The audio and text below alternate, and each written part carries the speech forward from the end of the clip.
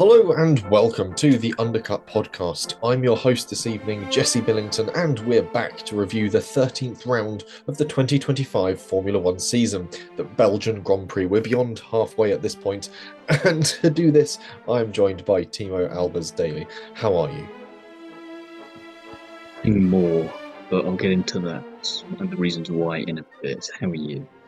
I'm doing all right. Yeah, it was a good racing weekend. I had a busy weekend as I was at Festival of the Unexceptional. I was doing the Concours judging on the Saturday, so got home, caught up on qualifying and the sprint, and then sort of sat down for a very lovely Sunday of motorsport with Formula 3, Formula 2, and Formula 1, though there wasn't a Formula 3 because it was too wet.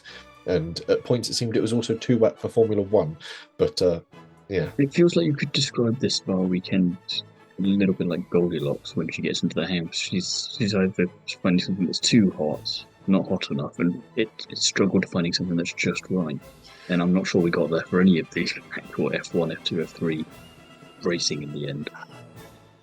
Yeah, even F2, despite the fact that we got pretty much the entire race done, the results weren't actually sort of Well, that too. The by racing didn't race. feel as energetic as it usually did, and then it didn't matter anyway because they then changed the podium post race with various penalties left, right, and centre. So you kind of sitting there going, "What the hell did I just do with my morning?" Not an awful lot. Yeah, well, I went shopping and bought some lunch, but yeah, yeah, the F2 race. Kind of my point. Not an awful lot. Yeah, we'll discuss the F2 when we get to like our F2 mid-season review because I think there's Something certain tells me Spa won't take long. yeah yeah, there's some interesting bits and pieces to report back on that. But anyway, we'll jump into the Belgian Grand Prix weekend from a Formula One point of view. And the first bit of news is that we had a new introductory music theme for this weekend, at least, which was Hans Zimmer's main theme from the F1 movie, played over the opening credits for the Belgian Grand Prix, which was. Did Uh, you have this first of all? I did get this on Sky. Yeah. Because interestingly, not everyone did, and Ah. depends on the world feed. Because obviously, a lot of people internationally still are forced to watch the Sky feed; they don't have a choice.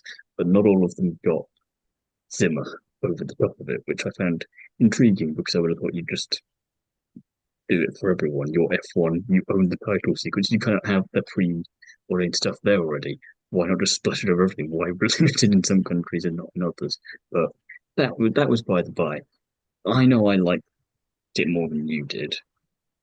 I'm just glad to see an idea that we talked about fairly recently already actually happening for once in F1. It's a shame that it's not worked in terms of sprint races and what we'd like to see there instead, but I'll take what I can get.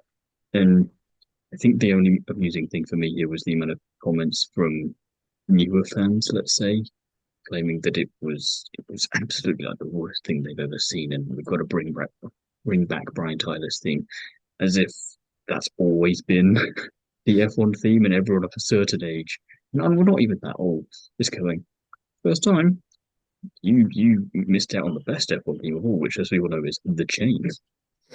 Yeah, I mean, even the 2008 through, or sort of like 2006 through sort of 2012 Or theme. the ITV kind of Yeah, days as well. That was a good one. yeah, that was kind of funky. I kind of liked that. It was a bit weird in its own way. It took me by surprise the first time when it happened on the Sunday afternoon. I was like, "Hey, this isn't the Brian Tyler theme," Well, and then I was like, "Oh wait, well, this that's it. Didn't happen in qualifying though. That's the thing. yeah." It only happened on the They Sunday. just Yeah, shimmied it in on the Sunday, and you go, "Get off my ears this evening." Oh, this is excellent. If you're me, it's a okay. Don't get me wrong. It's a good score. It's brilliant music. John Williams, no, what's it? Hans Zimmer. and Great Zimmer. when it comes to film scores. However, it just didn't get me as amped up as the Brian Tyler one does.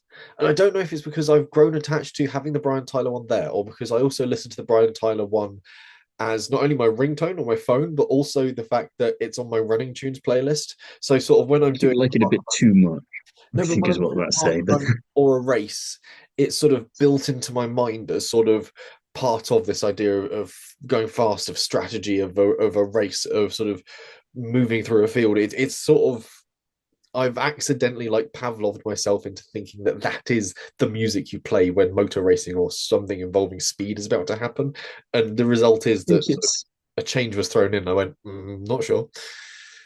I'll compromise a little and say I think I would like to see the opening titles edited to fit the music rather than the music put over the titles because I think it would work really nicely if you had a different opening sequence.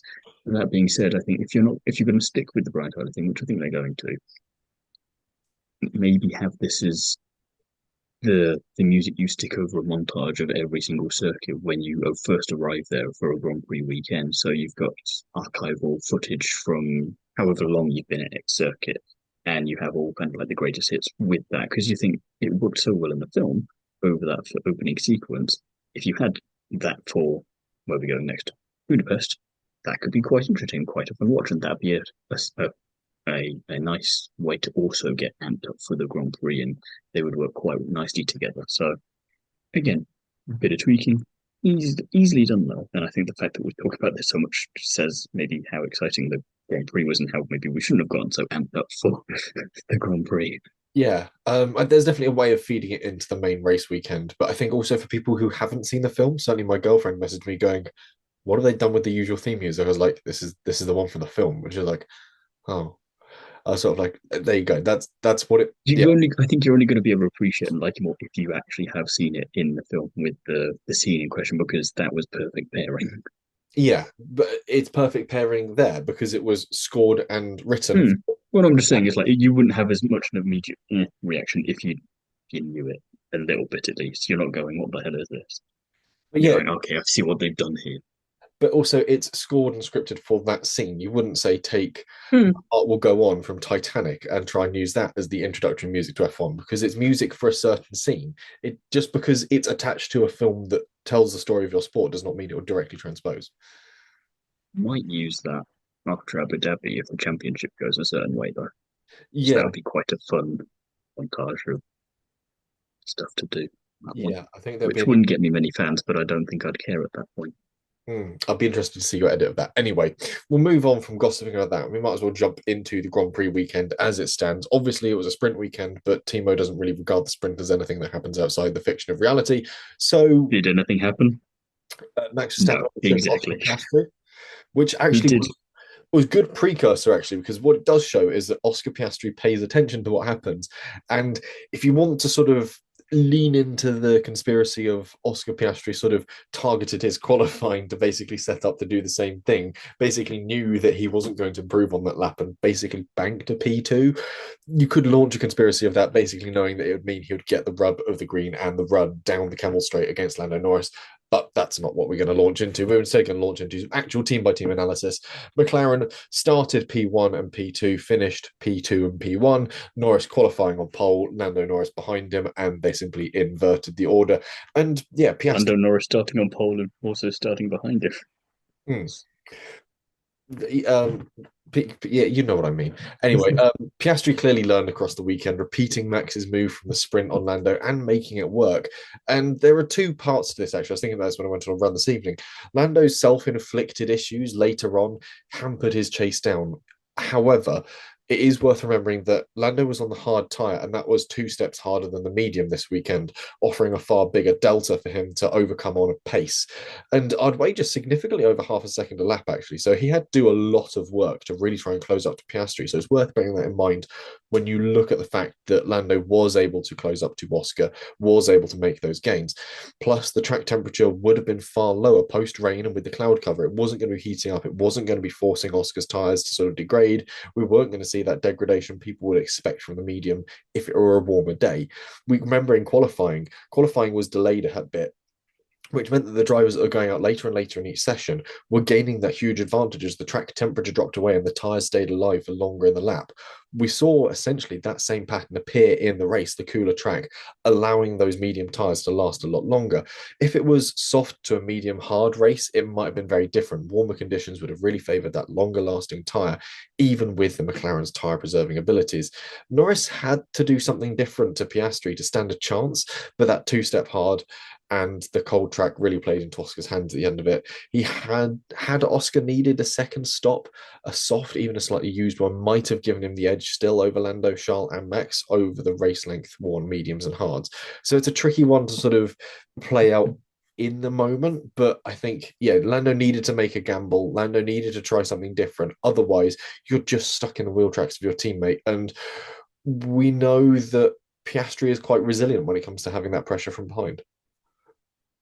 I think regardless of what Lando did here, the key word used there was self-inflicted. He still made a lot of mistakes on that hard tire that he could still have easily made on the medium. He, pushing too hard could be one thing, or he was just making mistakes as we've seen him make many a time this season already. I think ultimately, even if he'd caught up with Piastri, I don't think he would have got past him. He would have had to do it down one of the straights. And I think from what we've seen with Piastri just from his entire career in F1 so far, that's not going to be an easy job of it. And he would have had to be kind of nose to tail close to him to stand a chance of succeeding at that. And even then, he could have still gone the way of Canada. And then we all know what happened there. The thing is, he could have been 2 points ahead of them at the end of this weekend, but he's now 16 behind, which I personally don't have any problems with. But it just shows the difference between the two there. And like you say, what was to stop Lando from looking back at the sprint and seeing what Verstappen had done to him, or to Piastri rather, and trying to see, well, Oscar might try that. Maybe I should see if I could counter that in some way, shape, or form. But it looked like one of the easiest overtakes that Piastri's done in recent times. And you kind of paired that also with, I'm not sure if Norris is fully dialed in at Spa ever since his crash. What was it, 21? I want to say the qualifying session where he went up a rouge and absolutely binned it. It was 21 or 22, 21. and I just don't think he's been dialed in there ever since really. And you could tell a little bit with the difference in team radio at the start of the race, when the race was actually meant to start, not the hour and 20 afterwards when we finally got going, which there'll be more on that later with some other teams. But it was interesting hearing which drivers were willing to go for it because they knew that A, rain is the difference maker, B, they know their own capability, C, you've got the wet tyres, you've got a bit of a window at that point. It was going to be wet, but you've just done Silverstone in the wet. We've done tons of races in the wet at this point. What's the difference here? Is it just everyone being a little bit overly cautious because it's Spa? Maybe, but then if you're just going to be overcautious with it, don't go racing in the first place. No one's making you go full throttle. No one's making you get in the car in the first place. You could always just do what Lauda did in Japan if you consider yourself too dangerous. No one's forcing you gun to head to do any of these things. And as things Bernie used to say, just drive a little slower. So I found that interesting because we could have had a very, very different Grand Prix if we'd gone racing an hour sooner. Even if we'd had to stop at one point because of the rain, it would have still been very interesting as a way of spicing that race up. And either way, I think we would have had quite an well, anything would have been almost more interesting than the Grand Prix we got in the end. But yeah, I think the combination of all that meant that Piastri just had the advantage. He'd learned from Saturday. He capitalised immediately, didn't wait around, and he just controlled it and never really looked him down. I mean, you heard him on team radio at several points, and I can't remember who said in commentary, but just sounds as calm as anything, as if he's just going for like a casual Sunday stroll, not even in a car. He's just walking along, just going, yeah, I suppose we could do that. Yeah, that sounds fine to me. That's all business. And on the other side of it, you've not quite got screaming down the radio, but it seems like that because of how monotone Oscar is.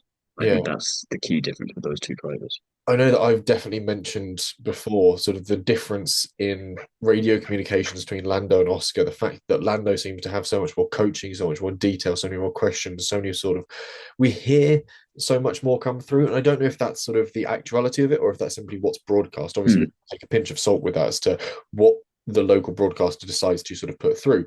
But with Oscar, certainly in his demeanor, his reaction to it, like you said, he just seems so relaxed with it. But when it comes to that racing in the rain thing, a lot of the drivers, Lewis and Max certainly said that we should have gone racing earlier. We should have Hmm. started at 2 o'clock.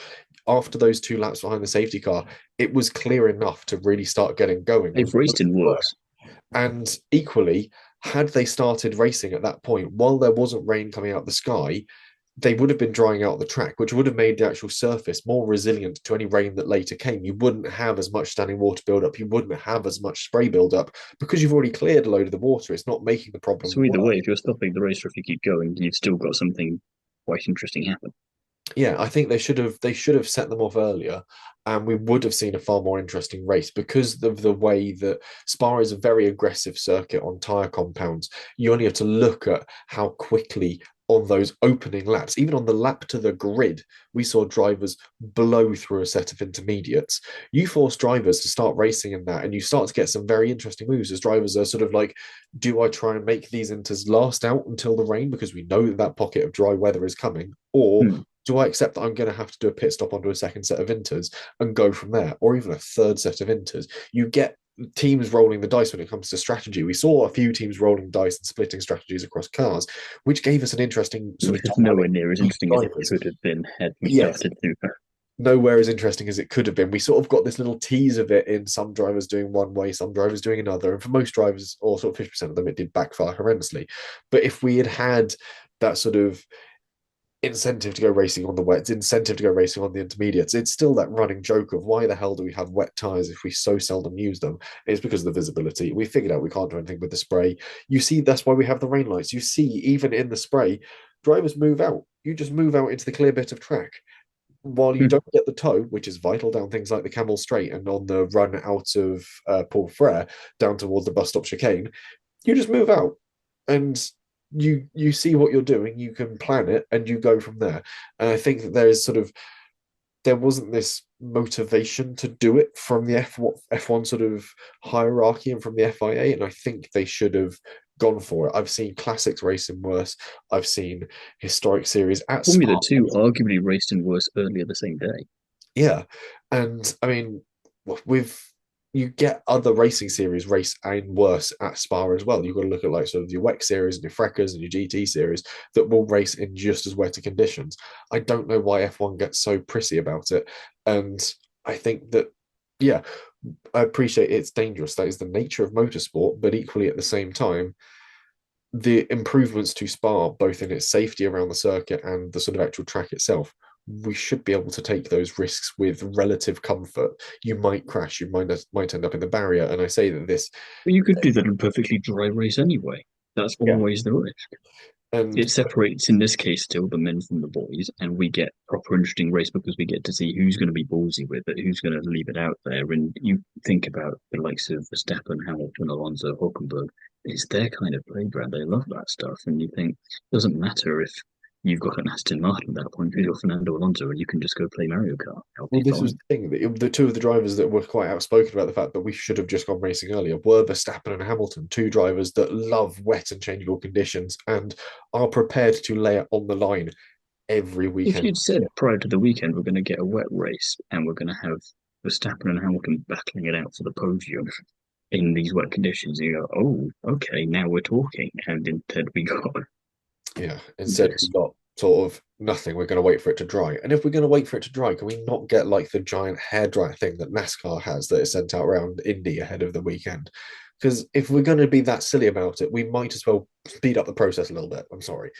But anyway, moving on from McLaren to Ferrari, who are still second in the championship, but the entirety of their points doubled now away from the back of McLaren. So they're a long way off McLaren's standings, but they're second. Charles Leclerc qualified third and would finish third, and Lewis Hamilton qualified 16th, but would start from the pit lane after taking new engine components. I would finish seventh, a good recovery from him. Reason that the race should have started sooner, quite crucially, is because, well, that is an impressive finishing result considering where he started. He had a rear wing on his car fitted as part of the reason from starting the pit lane, which much more favoured the wet conditions. So if they'd been in those conditions, seventh would have looked pitiful as a result for him because he could have actually been up and made my prediction come true and come home on the podium. Even I mean, we saw how quickly he was slicing through traffic at the early part of the race before the eventual pit, and then the drying out conditions. But I thought it was a shame that we couldn't get more from him because he looked really, really alive there. And it's why I'm still not too worried about Ferrari and about Hamilton in particular. He made comment prior to the weekend about having seen the likes of Raikkonen and Vettel and Alonso be at Ferrari, and none of them were able to become champion, and how he refuses point blank for the same to happen to him.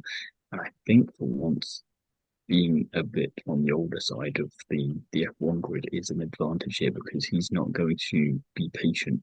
He's not going to wait for them to get their thumb out essentially and make the changes. He's going to make it happen himself one way or another so that at least even if he doesn't get that title with them, he'll know it wasn't because they didn't throw everything at it, including the kitchen sink. And some of that was evident here this weekend with his mentality, but also some of it kind of what Ferrari were doing, perfect demonstration of what they need to sort out. Again, maybe it was just the race director, PV director, that is kind of discretion of what we saw and what we heard. But the impression we got after qualifying, certainly, I don't know if you saw this, was that he was almost back into the pits after his cooldown lap after Q1 before you found out that he'd been knocked out because they hadn't told him yet. And he had to ask them himself. And you're kind of going, he doesn't care if it's good or bad news to an extent. He just wants to know because if it's bad, he's got those extra few seconds to think while he's in the car, what can we do differently so that we can capitalize on this mistake or whatever. And it's not even the first time we've heard this sort of thing from Ferrari. And there's kind of the kind of almost fearful way his race engineer came on the radio and kind of fearful but also not caring. It was the weird combination, just didn't invoke any confidence whatsoever. And you just go, why is he having to deal with this kind of nonsense? This is again, the fundamentals. We've said this so many times this season already about Ferrari, but it's the bread and butter stuff. How are you cocking that up still?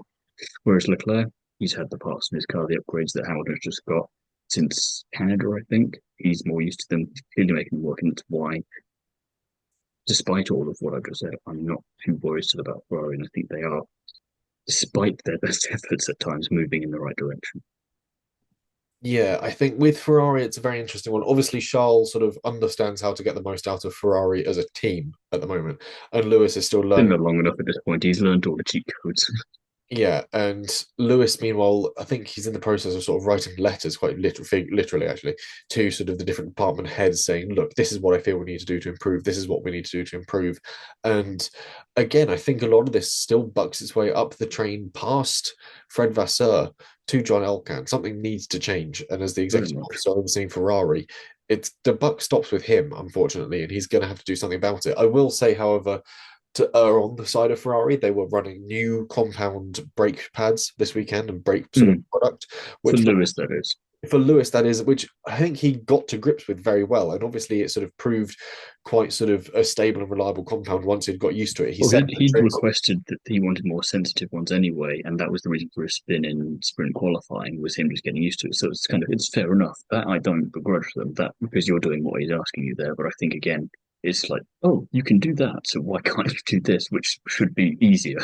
I probably wouldn't have brought them in on a sprint weekend though, when you've not got 3 practice sessions to get used to them and dial it. Ferrari's still going to be Ferrari. We can't Yeah, change everything. we can't have everything, but at the yeah. So it was a good recovery from Lewis, and again, you see a race go like that for him, and you sort of see a race that has um, so much change in it, but so much success. You go, there is clearly still this Lewis magic to it, and it is clearly just a case of he is taking a year to build this team a lot closer to around him, so he has got that opportunity to perform next season. When it comes It to the strikes me as a combination of Lauda in Rush and the head of Ford, I want to say, in Le Mans 66 before Matt Damon takes him out in the car and scares the shit out of him, probably quite yeah, literally, in going, you think you know what's going on, you think you know what to do and what's best here. Here's why you're wrong and why you should leave us to deal with it, or put someone else in charge who can think more along the same lines as we can, because otherwise you're not going to get what you want here, which is what we all want in the grand scheme of things. That's it. yeah, it's louder right for Ogo. It's a shit box, and it's John Ford II being taken out in the prototype GT40 and scared witless. But yeah, when it comes to Leclerc, though, did well to fend off Max Verstappen in the race too. You've got to bear in mind this is Max Verstappen who absolutely loves those changeable, those wet, those slidey conditions. Who is in an upgraded Red Bull as well, and all the time Charles was running out of tires far quicker than the Red Bull. but still was able to keep that Max Verstappen behind him. So a really solid effort from Charles. And I think all in all, if you're Ferrari, it might not look it on paper, but you can walk away from this weekend with your head held high and go, you know what, that wasn't that bad.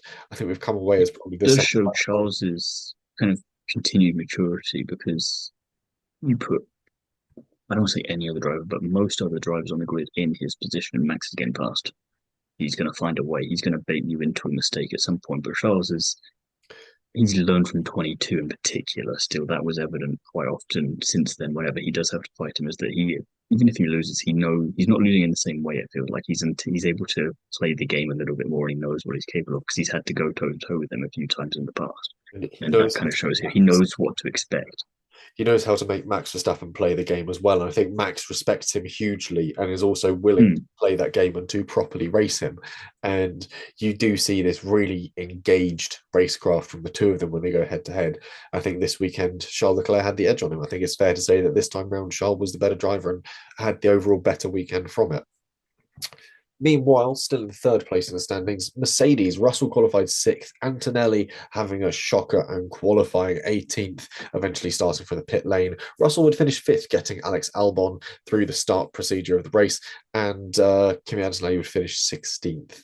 So, Too yeah, much to say here, really, is there on the whole? I mean, Russell just again doing what he does best, which is being Charles Leclerc from last year and just minding his own business and getting on with things. And Antonelli, yeah, we thought obviously Silverstone, we didn't get to see what he was fully capable of because Hadjar driven in the back of him. Um, but we thought Spa, we get to see a bit more from that because we saw what he did in F2 last year in wet conditions. He was quite decent there, and Silverstone in particular stands out. This year, and particularly this recent run of races, you'd think that he's trodden on the same kind of voodoo doll that the Williams drivers have in terms of bad luck because he's just not been there and he's continuing to struggle, and it's not quite clear why. These are tracks he's been to before. It's not brand new ones either. And there you could forgive a little bit more because, still learning the track, the sim's only so good and all the rest of it. But he's been to Spa a couple of times.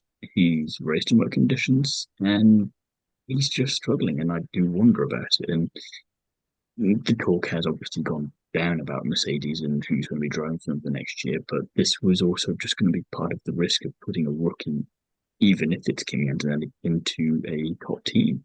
And when that doesn't go well for whatever reason, that's going to cost you. And it's sort of potentially the best year to do it because Red Bull's not going to catch you and Williams isn't going to catch you. And you definitely don't have to worry about anyone below them catching you in the constructors. But all the same, if this trajectory continues, and even if he recovers at some point, which I'm sure he will, I wonder how much damage would have been done and what that job to Ferrari looks like by the end of the season. Because I know that the amount of money won't change in terms of how much they get P2 and P3. It's not based on the point differential between the two. And always you outscore them by X amount, we're going to give you a bonus. But it's still going to be on the minds, I think, of certain people. yeah, I mean, as it stands, they're only 28 points shy of Ferrari, which isn't as big a gulf as you'd think given the performances. And But but consider there's a disqualification for Ferrari involved in that from China still. yeah, and they are 28 points, funnily enough, clear of Red Bull as well. So they're sort of in a fairly sound place. But at the same time, when it comes to Antonelli, he has DNF'd twice and scored in the bottom 20 twice since Canada. His performance has just tumbled off. It's been so hit and miss for him all season long. And you look at sort of where he's come, you sort of go that fourth in Australia, great. China sprint seventh, China sixth, Japan sixth, you get Saudi Arabia sixth, Miami sprint seventh, Miami sixth. You've got this fairly good consistency of always being in that sort of where you're expecting those top three teams to finish. You expect your McLaren, you expect your Ferraris, you expect your two Mercedes. So he's always been pretty much there, and then just sort of falls into a bit of rough luck. Imola mechanical failure, fair enough, not him. Jacques Villeneuve is going to say all this started when he brought his friends to the track with him at Imola, and that's been the downfall ever Too since many then. distractions, yeah.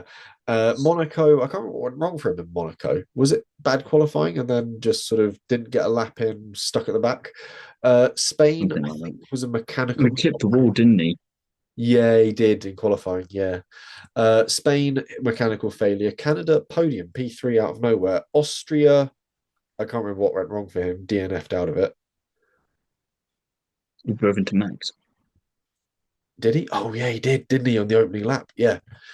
Britain got crashed into the back of Byers at Kadjar, and then Belgium sprint 17th, Belgium 16th. So not a lot of those bad results have come from his own effort, I think is fair to say.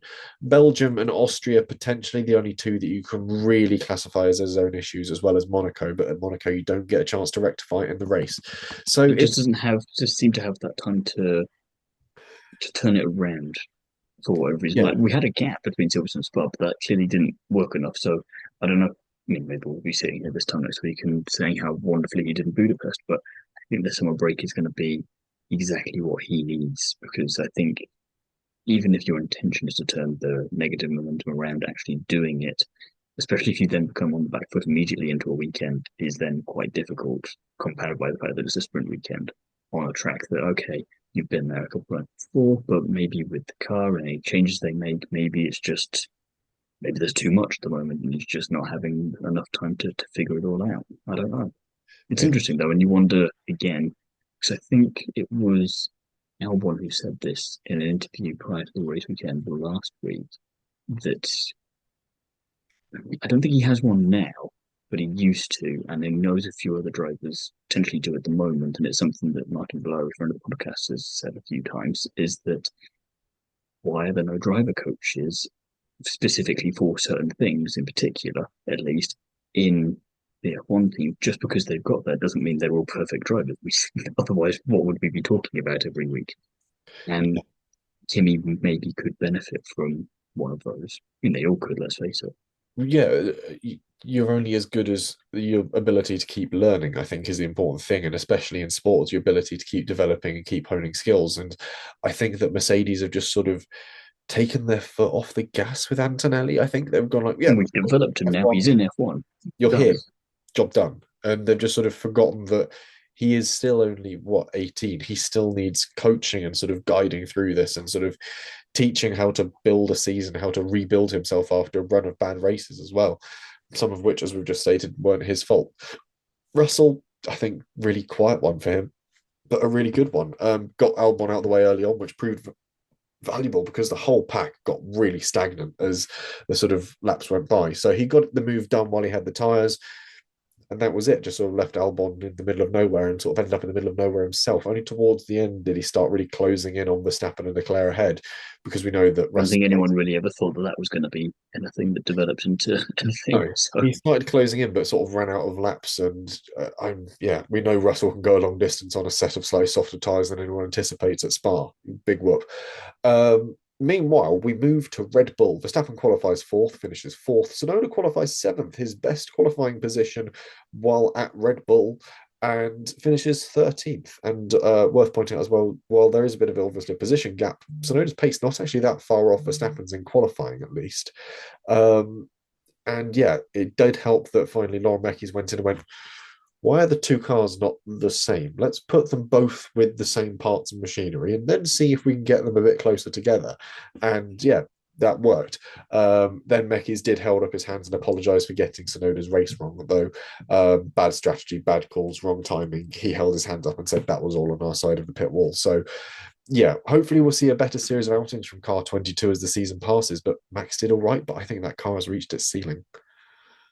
yeah, I mean, Verstappen does what Verstappen does. That's the easy bit there. I mean, I think this win shows though that he's still in this as a wild card. He's not in this for the championship. Something really monumental has to happen out front for two or three Grand Prix, I think, for Max to be back in contention. But he's one of these drivers that's a little bit like Hulkenberg, as we referred to earlier on in the season. He's got absolutely nothing to lose and everything to gain from just doing whatever he wants, more so than potentially ever before. He's got nothing left to prove. He's won four championships in four different ways. He's in a team that is he's sort of the dog in the meme with the house burning around him going, this is fine. And he's just kind of getting on with his own business.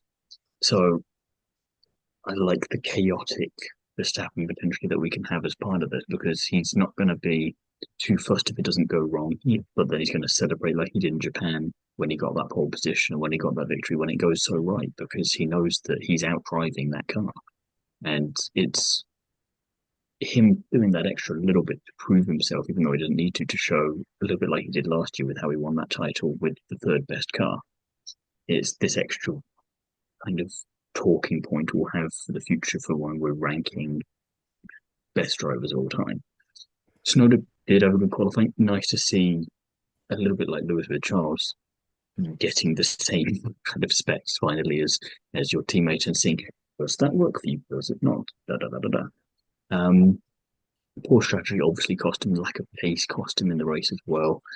And I'm not sure how much the strategy. I mean, the strategy obviously hampered him, but I think the lack of pace in particular just didn't help him get double whammied at the end by Berman and Hulkenberg.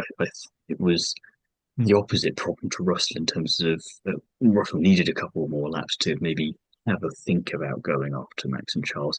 Yuki didn't need any extra laps whatsoever and would have quite happily gone. We did two earlier under the safety car. Let's count those because that would have helped him. And I think the only saving grace for him there is that he only went from P11 to P13, so at least he didn't actually miss any points.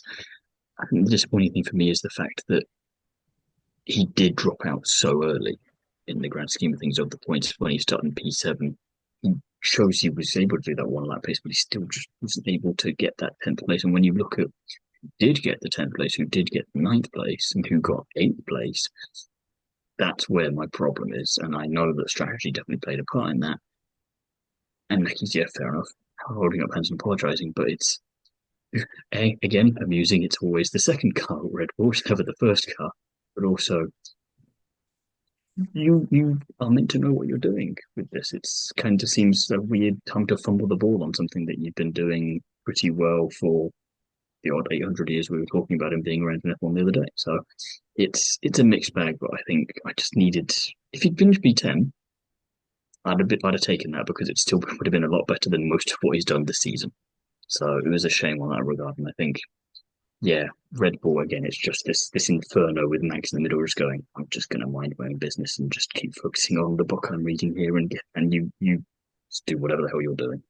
Yeah, I think Yuki could have done with more of an F2 situation. He could have done with Montoya chucking it off the top of Radion, and then could have done with Oliver Goethe blowing up an engine coming out of La Source. It would have been just sort of perfect timing for him, Sonoda, but did not fall his way. But I think his pace was good.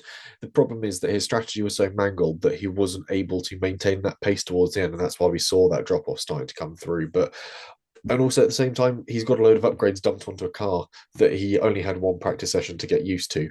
And he is not at the end, and as much as I like Yuki Tsunoda, he is not a Max Verstappen, he is not a Lewis Hamilton, he's not a Charles Leclerc, he's not able to get up to speed of a car that's been upgraded and changed overnight and all of a sudden just be able to perform in it. It's going to take him those practice sessions to get used to it. So I'm hoping we'll see a more reflective performance from him in Hungary.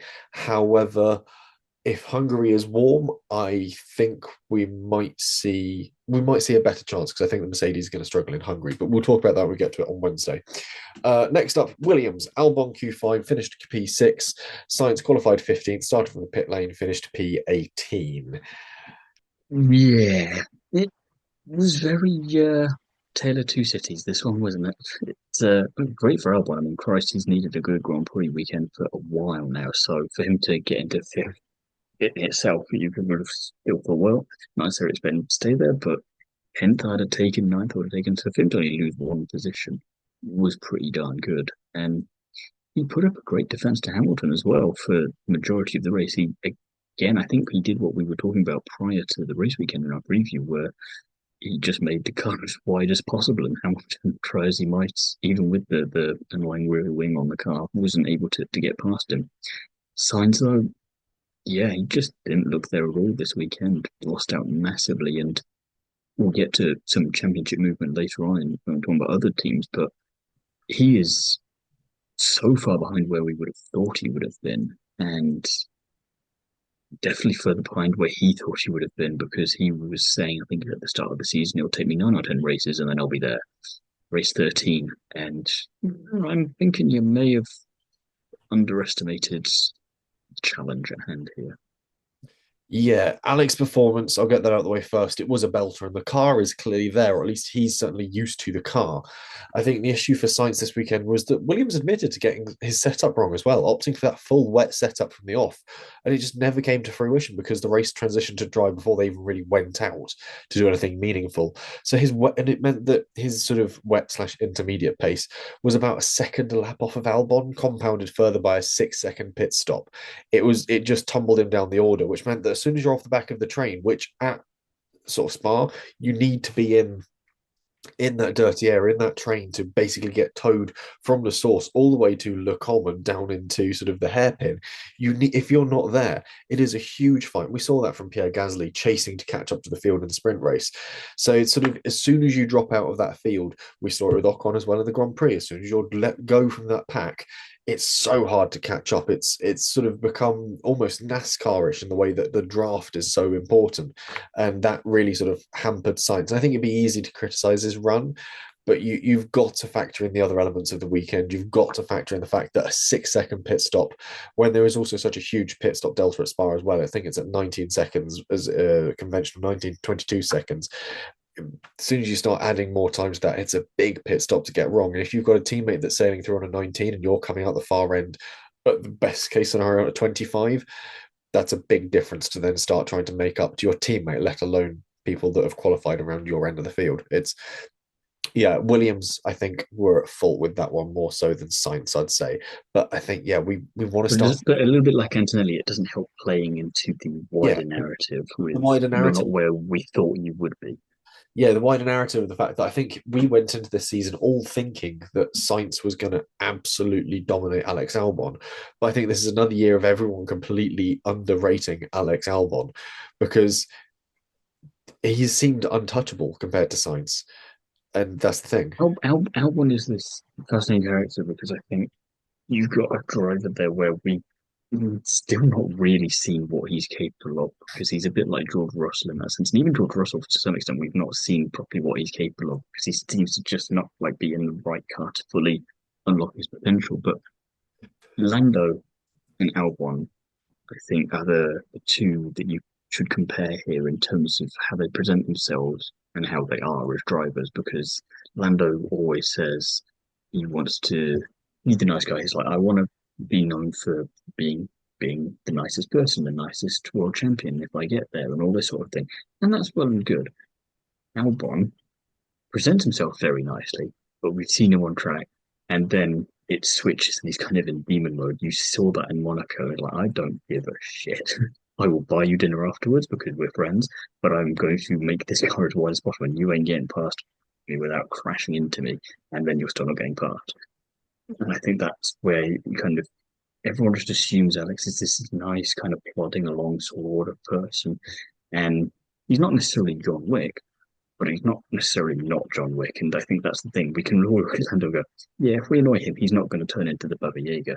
But if you do that to L1, he might, because we just don't know enough about him yet, because we've not, partly because we've not seen him in the right circumstances to see what he can do, but also just because you see teases of it that I don't think we see with someone like Lando as the obvious kind of comparison, because I can't think of any other drivers who are nice, if you know what I mean. Like they Yeah, all kind of have a certain aggressiveness to them through like in a different way, and the ones that we don't know are just kind of probably the rookies. We're yeah, still trying to they're still trying to figure out what they are.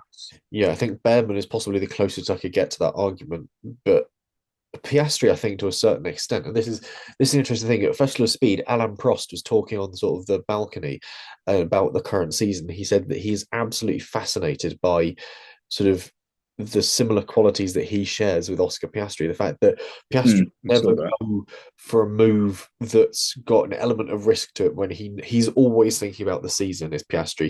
He's thinking about the race, but his mind is always on the season. And the fact that we saw that a bit with Piastri in the sprint on the fact that he let Verstappen go. He thought there was no point fighting this, having a hastily rebuilt car and potentially not running in the Grand Prix where the big points are. I'll come away from this with my second place in the sprint. I'll be happy. And then just sort of this really clean, mechanical, but when the moment calls for it, absolutely whip sharp, brutal mentality of I'm going to come past you. You will not come back past me. That is the end of the matter. And you sort of go, we never see any of this in Oscar Piastri that exists outside of it. Also, at the same time, the Oscar Piastri that exists outside of racing is just sort of a bit of an anathema. We don't know a great deal about him. He just sort of exists. He is Kimi Räikkönen's son. Yeah, he just exists to go on his little racing simulator at home and do nothing. And you're sort of like, you're a mystery to me, and I like that. I want to. You're I only don't need to here know any doing more about racing. you. Yeah, This is perfect. yeah. And I think he is. I think it is fair to say that he is sort of If a if model. he if Top Gear was still going and they revealed him as the Stig, or they'd gone to a Stig farm and just taken the helmet off one of the ones they were growing, you'd believe it. You go, yes, of Yeah, because course, he has that so is the little to Stig. say. Yeah, he has so little to say, and he is ruthlessly quick. And you sort of go, yeah, no, checks out. But yeah, it was interesting. Sort of even Alain Prost going, I sort of see something interesting in this guy that I know that I tried to embody when I Hugh was Piastri saying I'm probably an eighth French. it will come. There will sort of someone will make a joke with Nicole Piastri on a podcast that maybe she at one point unknowingly slept with Alan Prost. Although she was actually in the Red Bull hospitality this weekend because she got to finally go and meet Yuki Tsunoda, who she is all it's sort of been like a long running internet joke that he is her adoptive son, which was quite sweet. But anyway, that aside, we'll move to Sauber, who are still in P6 in the standings. Gabriel Bortoleto qualified 10th, finished ninth. Hulkenberg 14th to 12th. And yeah, Gabby up to speed solidly now. The car is clearly underneath both drivers. They know what they're doing with the machinery. This weekend, I think, was just a case of too many teams scrapping for the top 10 to have both of them in there. It's a close midfield now, and that season long fight is going to be interesting. Like we've seen with years gone by, the midfield is always the interesting bit, that interesting battle for fourth, fifth, sixth, seventh.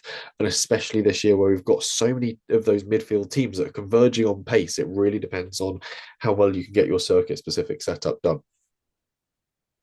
Yeah, I did think ahead of the Grand Prix it would be quite funny now if Hulk just started podiuming regularly. Just started, he's got that first out of the way, now he's like, oh, it's quite easy this actually. I'm just going to go and do that again. But unfortunately, we didn't quite get that. I thought it was quite nice for him though to play the team game in qualifying because he was clearly giving Bortoleto a tow and to help him get into Q3. And I like it when teams are in this phase. They're building up to be a top team. They're nowhere near yet, so they don't mind working together and sharing data because it's all for the good of the team. And when Bortoleto succeeds, Hulk celebrates. When Hulk succeeds, Bortoleto celebrates. And I love that whole element of it. You're getting quite a bit of that in IndyCar this year with a lot of the teams further down the order. And to see Bortoleto get points, you loved it. And again, started in 10th, finished in ninth, capitalized on Yuki falling out of the top 10.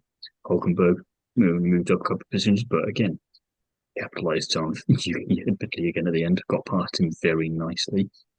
Even if it's just P12, it's one of those things, like you say, when you have the constructors battle that tight in that mid pack, some of the time it's decided on countback, on results, on these sorts of things. So yeah, it's only one position. Yeah, you're not getting any points, but I'd like to think Hulk has been around long enough to know that sort of every little helps, as it were.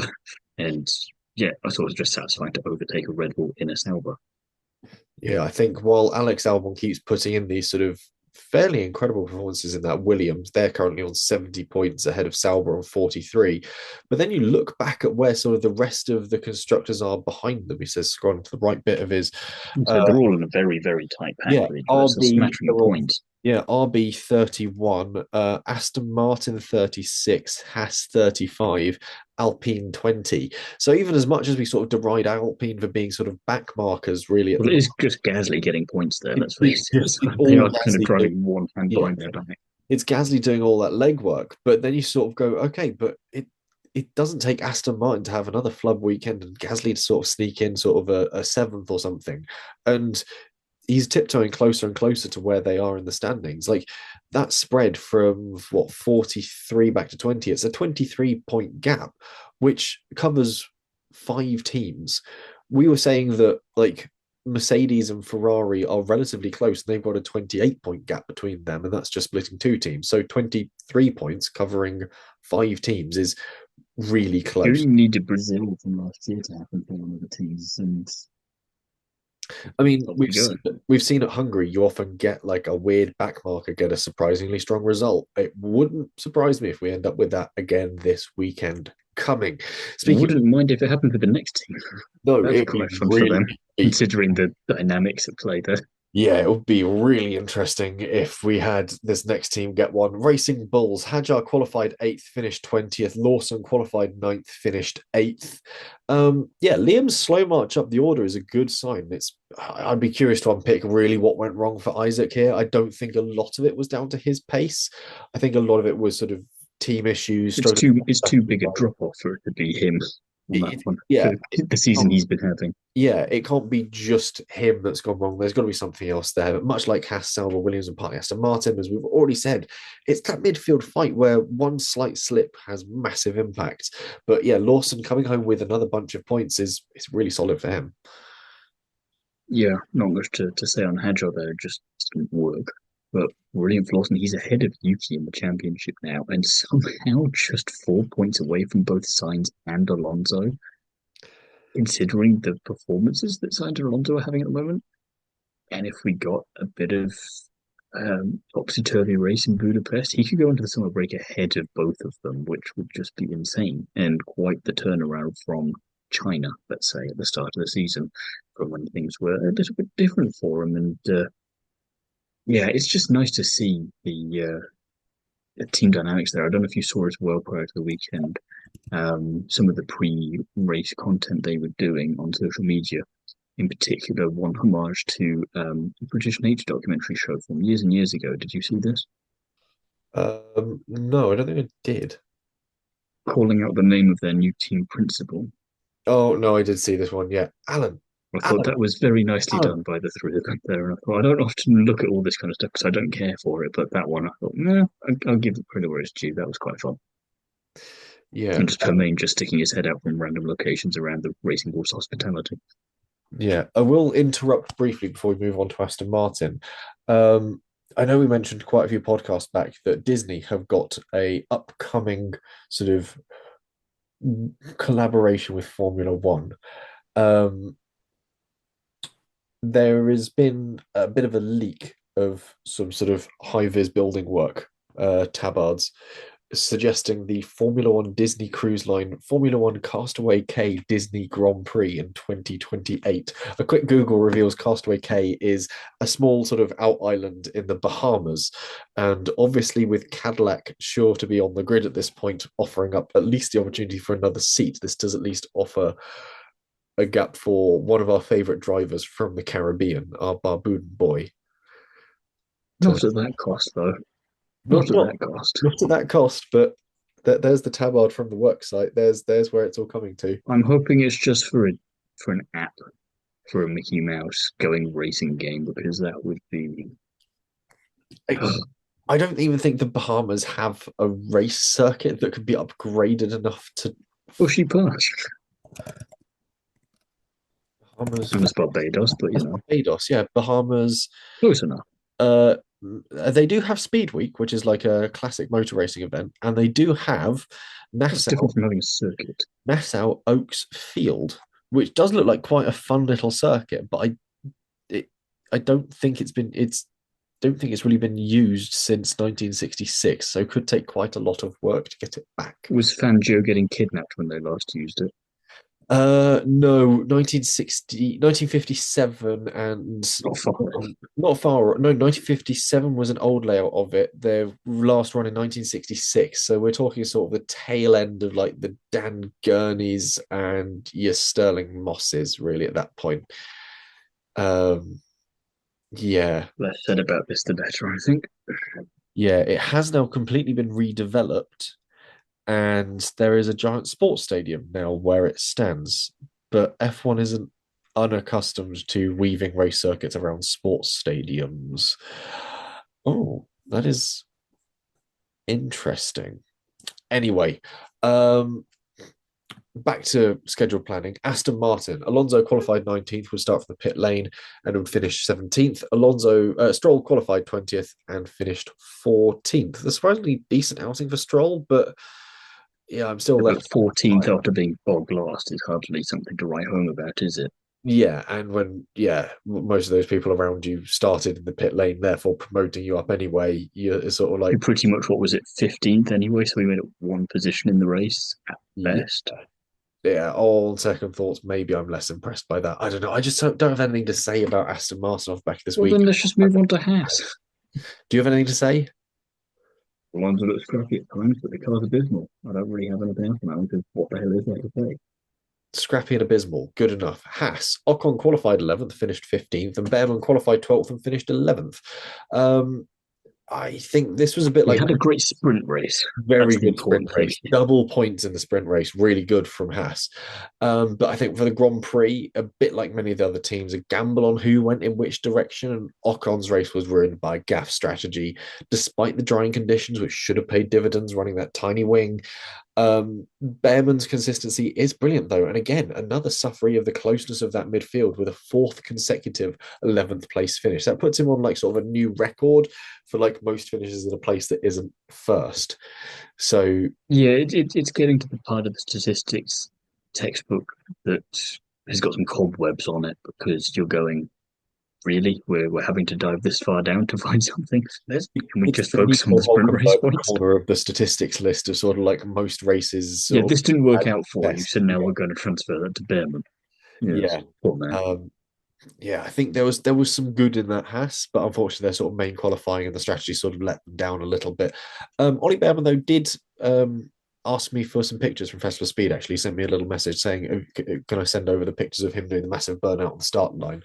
So I sent him over a little transfer, and he sent me a voice note saying thank you. It sounded like he was in the back of a minibus at the time, so He might possibly have been. You don't know. possibly either waiting for his transfer from that racetrack he was at in Sweden where he'd broken the karting lap record, or either on his way already to Spa from the UK. But yeah, nice guy. Anyway, Alpine, Gasly qualified 13th, finished 10th, nabbed that final points playing place, and Colapinto qualified 17th, finished 19th. So went backwards. Well, yep. Yeah, he deserves a better car, I think, because he's doing some impressive things with Alpine. He's a driver where he's been around for a good while now, and I blow hot and cold with him, to be honest. I wouldn't lose too much sleep if he disappeared off the grid, but at the same time, I think it'd be more of a shame for me if he left than what I felt when Bottas went or when Perez went, for example. I think because at least with them, they got the chance and we saw what they're capable of, and then yeah, things didn't work out, but you got way more than you probably thought you were going to, if we're all being quite frank and honest about it. Whereas Gasly, he had that magical day in Monza, but we and he's had these glimmers here and there with these podiums, but we've not seen what he can truly do yet. He's another one of these ones like George Russell and Albon. He's kind of further down on that list, but he's been there longer than both of them. Yeah. And I want more for him. Again, I don't think Alpine's the place for it. At least not in its current guise. It's got a great livery, but it's really the only thing the car's got going for it. Whereas on the other side of it, Colapinto, I mean, he's still the only driver on the grid with 0 points. And I just, what is the justification for keeping him? What has he done that makes him so much better than doing? I'm still going to be playing on that one. Ricardo's gone. I've got a new Aussie that I'm going to be fixated on now. It's going to be Jack Tillon, and we're all just going to have to deal with that. But really, what has he done that justifies it? I mean, I'm not expecting you to actually have an answer for this because good luck spinning it, but just anyone listening, I, please comment. Please tell me. I, Franco, tell me yourself. does the sponsorship money he brings really make up for the sort of dire results? I don't know. Because if you're Jack and Mick doing at this point, you must be chuckling away quite heartily. You're doing I Clarkson's don't know. proper hearty laugh whenever he sees me doing something. He's bent over double, going, "Really? This is the guy you chose?" And you're Yeah. going, maybe get on the phone to Piastri, going, "I know you're pretty sorted at McLaren, but do you have anywhere else that you could maybe get Mark on the phone? Does he know anything that Yeah. could help us out here?" Yeah, I think the Colapinto thing I'm still baffled on. I'm like, okay, you brought him in. He's proven exactly what we all anticipated him proving, which is that the car is a bit shit and it needs a relatively good driver to get anything close to something from it. We saw how long it took Ocon and Gasly to try and get anything from it last season. And we're seeing the fact that Gasly is having to drive the absolute wheels off the thing to get anything from it this season. It's sort of taken a step backwards, if anything. And Colapinto just doesn't have that dog in him. You might as well have left Doohan in it for all the good it was doing. At least Doohan was wasn't doing anything terrible and was getting you Well, exactly it's the a little bit result. like the argument for Lawson. There was nowhere near enough time in the car for you to make a concrete decision one way or the other. And if the argument you used to justify getting rid of Doohan was the argument you were still using to justify Colapinto being there, then why hasn't Paul Aaron got in that car? Why hasn't one of the other of their stable drivers got into that car? Because surely you're just testing everyone out still, right? You're just trying to see what's the best driver to put in the car for the future, right? Yeah, at Right? this point, you Was might as that a well. lie? Would they lie to us? They wouldn't do They that, would wouldn't they? do At that. Alpine, Flavio Briatore wouldn't mislead us on purpose, would he? Or Flavio, even by accident. He's such an angel of the sport. He'd never do anything untoward. a man of truth. At this point, they might as well chuck Abby pulling in because, I mean, worst case scenario, she scores a point and you sort of have to go, whoops, we guess we picked the wrong person from the off. But yeah, I don't know. The Gasly thing is interesting though because, like you alluded to him being a bit like Albon earlier. They both went through the same ringer at Red Bull. They both had sort of like bad goes at the cherry in Red Bull, and now sort of we've come out the other side going, actually, you sort of formed wholly as a driver now. We're sort of very impressed with what you've got. You're not going to be a generational talent. You're not going to be a Piastri, a Verstappen, a Hamilton, but you're going to be good when we give you like the right machinery that works. And at the moment, we're seeing when it works, Albon is doing that In with. what Alpine are reading a book that's just titled "How to Make a Car That Doesn't Work with All of the Wrong Pieces." Well, they're sort of reading Adrian Newey's book, How to Build a Racing Car, backwards, and just sort of it seems to get worse and worse each weekend. And Gasly is sort of, Why are you taking parts off the car? yeah, It says so Gasly's in the book. fighting the demons of that team to build something that does work. And you're sort of left at the end of it, sort of going, I don't get what their end result's supposed to be here. And you're just sort of left, by Yeah, Alpine more, which is a perfect point to move on to our winners and spinners. Timo, we'll start with your winner, please. in considering all of the conversation we've had about it and just what we know is capable of there, and still just for the impressiveness of the performance, despite not going racing when we should have done, it's got to be Lewis Hamilton. I mean, goes from what was it, essentially the back, essentially the pit lane, all the way into the top 10. I was thinking I'd been a bit too ambitious with my podium prediction for him, but then when I saw him rocketing up the order like that, I thought, hang on a minute, I might still have a chance here. And makes me even more mad at the FIA for not letting us go racing sooner because they cost me a point, I reckon, and no one can say that I'm wrong because we just don't know. Yeah, I think it's fair to you for you to be mad at them for that. I think we should have gone racing sooner.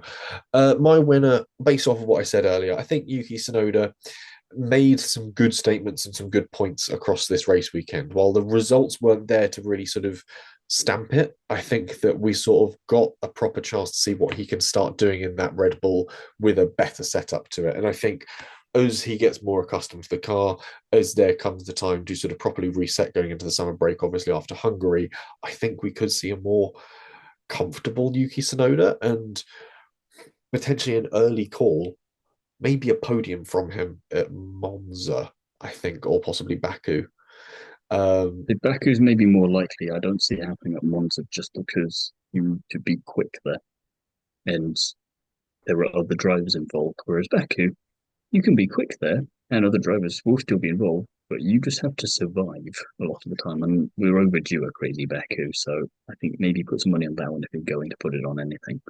yeah, I think it's going to be one of those two. And I think definitely, I think Yuki is a driver that often does do those sort of survival races and just makes it to the end. Everyone forgets that this guy was P4 in Abu Dhabi 21, just sort of made his way through all hell breaking loose and came home fourth in an Alpha Tower. And everyone went, the hell are you doing here? Remind me though, how many times has he repeated that?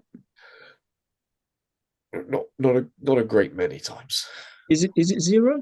It may be zero times since he's finished as high as fourth, but that AlphaTauri has been a bit blowing hot and cold. But anyway, the fact of the matter is, I'm really impressed with what Sonoda did this weekend. I think if you take into account the whole aesthetic aspect of the weekend, you get a far better look at it.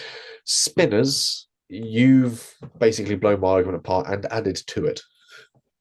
Yeah, Yuki Tsunoda, because you started in seventh, and I only asked for 10th, so you got then double whammied by two cars that you now don't have an excuse to be behind because you've got all the same parts in your car. And Isaac Hadjar, I will give him a slight pass just because I don't think that was all his fault, but I'm still going to say he spun as an overall spinner for the weekend. You've gone more Route 1, but to be fair, I can't blame you on that one because we're all wondering what on earth is going in there, and everyone is just fingers crossed hoping that next year is different. And by different, we mean better because it can't get too much worse. We don't want Yeah, you to do Alpine stuff. yeah. Spinner for me, Aston Martin, because how's it gone this badly wrong for them? Like, come on, like you should be up there fighting for points a bit more regularly than this. Like the amount of investment and time you've poured into your factory and development and building up something and sort of saying, look, we have the, not my words, someone else's almost certainly, young promising talent of Lance Stroll and the experienced head of Fernando Alonso. You should be able to do something with that, and you just haven't. Nico Rosberg was very amusing this weekend for a number of reasons, but one of which was talking about Aston Martin, saying they've got the best designer, they've got a new campus, they've got Fernando Alonso. They should be able to do something. Just completely just glossed over, which no one can blame him for, of course, but it just was quite funny. And neither Opti or Brundle decided to pick him up on that because, let's face it, they agree with him. There were a lot of bits that Nico Rosberg put down this weekend, including asking Valtteri Bottas about a contract with Cadillac, to which Valtteri Bottas just said, "Sorry, I can't hear you," Yes. and then also remarking that all of a sudden Jos Verstappen has become surprisingly quiet following the I departure did like that. of the corner. I was like, oh, can we have my funny little German man causing chaos on the grid every week, please? Because chef's kiss. Honorary winner's position then to Nico Rosberg. Meanwhile, when it comes to our predictions, it is 1 point to you, Timo, for a Lando Norris pole position, and then a point to both of us for predicting an Oscar Piastri win, and a point to me for Lando Norris P2. 0 points for fastest lap and 0 points for wild prediction. I do like that these were the predictions we got right because it, yes, seems very Route 1, but also, and not just to blow my own horn, but the confidence for me to predict Lando will get pole but won't be able to convert it just based on history. And for you to also agree for that, that if it's going to be anyone, it's still going to be Oscar to get him. It's not going to be because something wild happens, just Oscar's going to get him. Yeah, It's Oxford gets an it oracle says a lot. way through. Yeah. Meanwhile, Fantasy Formula One for the review there for Belgium. De Ticlias, 247 points. The mixing pot, my team, second with 220 points, and Le Victory, 220 points as well. Catherine's Curse, P9, On the Cubs, P16, Can't Grow Moustache, P24, Red Bull Rejects, P62, Kiwi Burners, P63 with minus 72 points. Robert Percy, change your team. You're about to run out of season long points and dip into the Overall, it's going well for him, though. He's in positive points now. he's in positive points still, but that will Mm. change because if he keeps scoring minus points each week, his overall score will go to minus. Overall, De Ticlias still Maybe leads. he thinks it's like QI. Yeah, he's sort of going for the Allen approach. De still leads overall, 2,483 points. Lando, 2,383 points. And Le Victory, 2,376 points. Catherine's Curse stays in P5. Can't Grow Moustache, P9. On the Cubs, P12. The Mixing Pot, P13. I'm coming for you. Red Bull Rejects, P62. Kiwi Burners, P63. 11 points, but not for long because ultimately they will get soaked up which by is minus point finishes. which is the only saving grace for Red Bull rejects because there is now just a 500 point gap between 62nd and 63rd place in the standings. That's almost as bad as the gap between McLaren and Ferrari in the constructors, which is a perfect point to conclude this episode of the Undercut podcast. We'll be back next week for a preview of the Hungarian Grand Prix. In the meantime, though, Timo, where can you be found? Find me over on Instagram at t.elvis.data on the curves. I've got an interview there at the moment with Veronica Babini, so go and check that out, and you can find all of my work there. So that's the place to be. Lovely. And if you'd like more from me, you can pick up the latest issue of Classic Car Weekly or give the Classic Car Weekly podcast a listen to. Or find me on the internet. I do things there too. But yeah, that's a relatively quiet span for me. I'm trying to think what I'm up to this weekend. Workshop and the Hungarian Grand Prix, really. So yeah, quiet one for me. Otherwise, like I said, we'll be back with a preview of the Hungarian Grand Prix.